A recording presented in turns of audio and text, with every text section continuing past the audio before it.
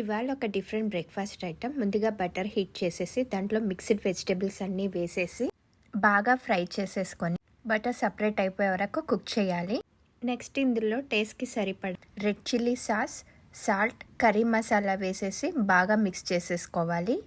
ఒక 2 or 3 minutes Sathe చేసేస్తే stuffing ready అయిపోతుంది. తర్వాత ఒక గ్రిల్ పైన ఒక చపాతీ వేసేసుకొని దానిపైన ఈ కర్రీ అంతా స్ప్రెడ్ చేసేసి తగినంత ష్రెడెడ్ చీజ్ వేసేసుకొని దానిపైన ఇంకో చపాతీ కవర్ చేసేసుకొని గ్రిల్ మూసేసి చీజ్ మెల్ట్ అయిపోయి క్రిస్పీ అయ్యే వరకు ఉంచాలి.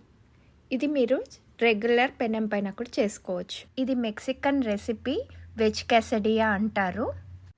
వాళ్ళైతే బీన్స్తో చేస్తారు. మనం ఇలా వివిధ రకాలుగా ట్రై చేయొచ్చు. నచ్చిందా? అయితే ట్రై చేసి చూడండి. Thanks for watching. Like, share and subscribe.